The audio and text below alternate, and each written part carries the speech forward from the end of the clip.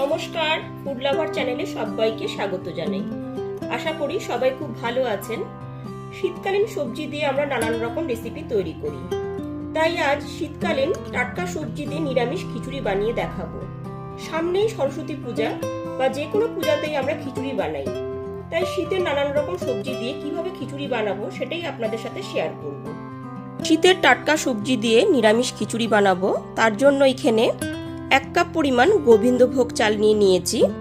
ওই কাপের মাপেই 1 কাপ পরিমাণ সোনামুগ ডাল নিয়ে নিয়েছি। তার মানে 1 কাপ পরিমাণ গোবিন্দভোগ চাল আর 1 কাপ পরিমাণ সোনামুগ ডাল, সম পরিমাণে চাল ডাল নিয়ে নিয়েছি। আর এখানে যে সমস্ত সবজি নিয়ে নিয়েছি সেগুলো বলে দিচ্ছি। এখানে একটা গাজরকে আমি এরকম ছোট টুকরো করে কেটে নিয়েছি। একটা আলুকেও ঠিক একই রকমই একটু ছোট সাইজের করেই কেটে নিয়েছি।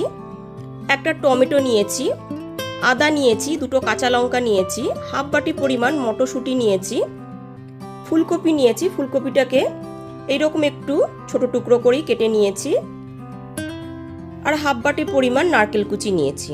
এবার চলুন মূল রান্নায় চলে যাই। রান্নাটা করবার জন্য গ্যাসের উপর একটা কড়াই বসিয়ে কড়াইটা খুব ভালো মতো গরম করে নিয়ে প্রথমে আমি সোনামুগ ডালটা ভেজে নেব।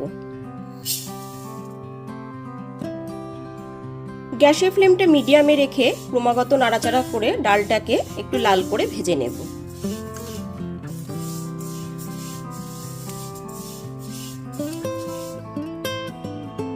একটু সময় নিয়ে ডালটাকে ভেজে নিয়েছি। খিচুড়িতে যদি সোনামুগ ডাল আর গোবিন্দভোগ চাল দেওয়া হয় তাহলে স্বাদটা কিন্তু খুবই ভালো আসে। এখানে দেখুন ডালটার একটা কালারও চলে এসছে। এবার গ্যাসের ফ্লেমটা অফ করে দিলাম। গ্যাসের ফ্লেমটা অফ করে দেওয়ার পর এইবার ডালটাকে ধুয়ে নেব।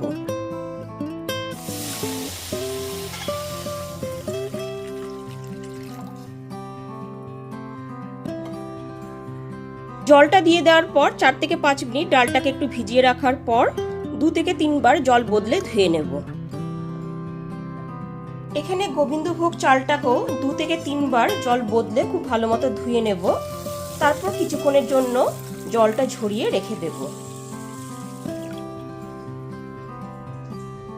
রান্নাটা করবার জন্য গ্যাসের উপর একটা কড়াই বসিয়ে কড়াইটা খুব ভালো মতো গরম করে নিয়ে তাতে দিয়ে দিয়েছি 4 টেবিল চামচ সর্ষের তেল। তেলটা এখানে খুব ভালো মতো গরম হয়ে গেছে। এরপরে এতে কেটে ধুয়ে রাখা আলুর টুকরোগুলোকে সবার আগে দিয়ে দিচ্ছি। আলুগুলোকে দিয়ে দেওয়ার পর একটু নাড়াচাড়া করে নিচ্ছি। তারপর এতে ফুলকপির টুকরোগুলোকে দিয়ে দিচ্ছি। সমস্ত ফুলকপির টুকরোগুলো দিয়ে দেওয়ার পর এর মধ্যে দিয়ে দিচ্ছি হাফ টিস্পুন লবণ। তো লবণটা দিয়ে খুব ভালো মতো মিশিয়ে নিচ্ছি।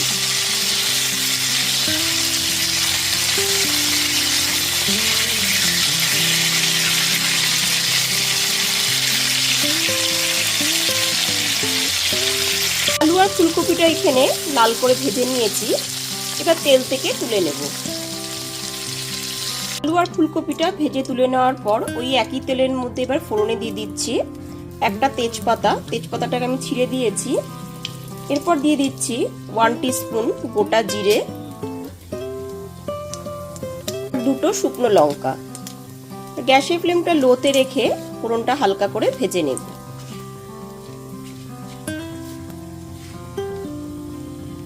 এখানে হালকা করে ভেজে নেওয়া হয়ে গেছে। এরপর এর মধ্যে হাফ বাটি পরিমাণ নারকেল কুচি দিয়ে দিচ্ছি। নারকেল কুচিটা দিয়ে একটু ভেজে নেওয়ার পর এর মধ্যে দিয়ে দিচ্ছি 1 টেবিল চামচ গ্রেট করে নেওয়া আদা, আর দিয়ে দিচ্ছি 2টো চেরা কাঁচা লঙ্কা। এরপর আদাটাকে একটুখানি কষিয়ে নিচ্ছি।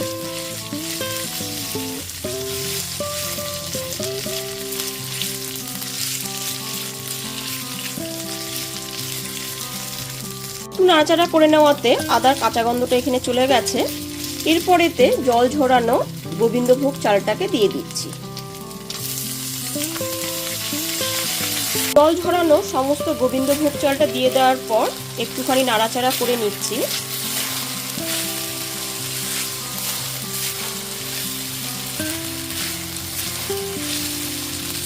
একটু নাড়াচাড়া করে নেওয়ার পর এবার এর মধ্যে দিয়ে দিচ্ছি মুগ ডালটা।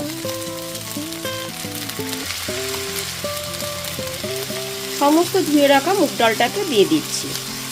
ডাল আর ডালটা দিয়ে খুব ভালো মতো মিশিয়ে নিয়েছি। এরপর এর মধ্যে দিয়ে দিচ্ছি কেটে রাখা টমেটোর টুকরোগুলোকে। টমেটোটা দিয়ে খুব ভালো মতো মিশিয়ে নেওয়ার পর এর মধ্যে দিয়ে দিচ্ছি এবার গাজর আর মটরশুঁটিগুলো।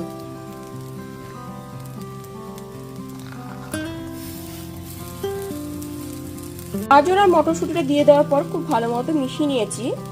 এরপর এর মধ্যে গুঁড়ো মশলাগুলো অ্যাড করে দেবো। দিয়ে দিচ্ছি 1 টিস্পুন হলুদ গুঁড়ো, 1 টিস্পুন কাশ্মীরি লঙ্কার গুঁড়ো, এতে কালারটা কিন্তু খুবই ভালো আসবে, 1 টিস্পুন জিরের গুঁড়ো। এবার সমস্ত গুঁড়ো মশলাগুলো খুব ভালো মতো মিশিয়ে নেব। সমস্ত গুঁড়ো মশলাগুলো দিয়ে দেওয়ার পর গ্যাসের ফ্লেমটা লোতে রেখে খুব ভালো মতো মিশিয়ে নিয়েছি। এরপর এর মধ্যে দিয়ে দিচ্ছি 1 টিস্পুন চিনি। তো নিরামিষ রান্না, চিনিটা দিলে পরে স্বাদটা কিন্তু খুবই ভালো আসবে। চিনিটা দিয়ে খুব ভালো মতো মিশিয়ে নিয়েছি। এরপর এর মধ্যে ভেজে রাখা আলু টুকরোগুলোকে দিয়ে দিচ্ছি।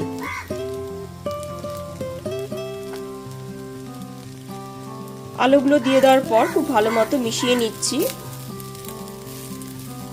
ভেজে রাখা আলু টুকরোগুলো খুব ভালো মতো মিশিয়ে নেবার পর এরপর এর মধ্যে দিয়ে দিচ্ছি 2 কাপ পরিমাণ গরম জল।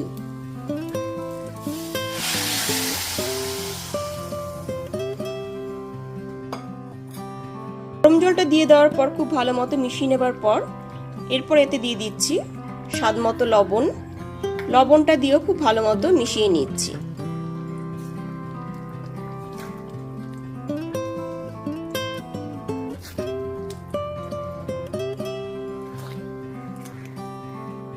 লবণটা দিয়ে খুব ভালো মতো মিশিয়ে নিয়েছি। এরপর গ্যাসের ফ্লেমটা মিডিয়ামে রেখে চাল ডাল আর সবজি যাতে খুব ভালো মতো সুসেদ্ধ হয়ে যায় ওই জন্য 5 থেকে 6 মিনিটের জন্য ঢেকে দিলাম।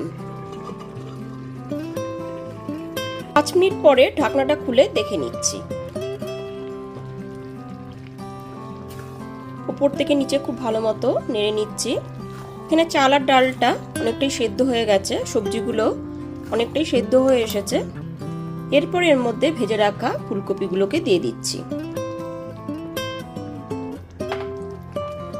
সমস্ত ফুলকপি টুকরোগুলো আমি মিশিয়ে দিচ্ছি। ফুলকপি টুকরোগুলো আগে দিলে পরে কিন্তু অনেক বেশি নরম হয়ে যেত, ওই জন্য এই সময়তেই আমি ফুলকপি টুকরোগুলোকে দিয়ে দিলাম।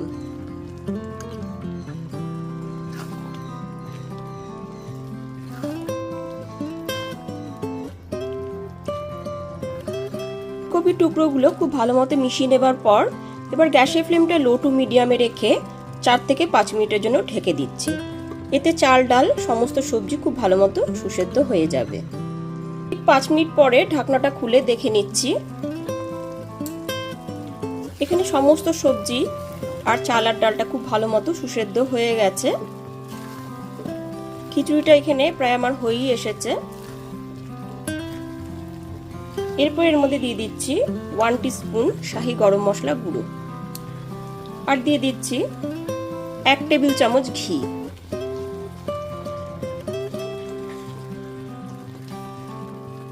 ঘি আর গরম মশলাটা খুব ভালো মতো মিশিয়ে নেবার পর ঠিক এই পর্যায়ে গ্যাসের ফ্লেমটা অফ করে দিলাম, কারণ এর থেকে বেশি ঘন খিচুড়িটা আর করবো না। কিছুক্ষণ পরে কিন্তু খিচুড়িটা আরেকটু বসে যাবে। এইবার ফাইনালি আমার তৈরি হয়ে গেল গরম গরম নিরামিষ খিচুড়ি। এবার গরম গরম পরিবেশন করব। তাহলে অবশ্যই আমার মতন করে নিরামিষ সবজি দিয়ে খিচুড়ি বানিয়ে নিন। আর রেসিপিটি ভালো লাগলে লাইক, কমেন্ট এবং অনেক বেশি বেশি করে শেয়ার করবেন। আর আমার চ্যানেলটা অবশ্যই সাবস্ক্রাইব করে পাশে থাকা বেল আইকনটি প্রেস করে দেবেন, তাহলে সমস্ত ভিডিও নোটিফিকেশন সবার আগে আপনার কাছেই পৌঁছে যাবে। তাহলে আজ এই পর্যন্তই, আবার হাজির হয়ে যাব নতুন করে রেসিপি নিয়ে। সবাই খুব ভালো থাকবেন, সুস্থ থাকবেন। ধন্যবাদ।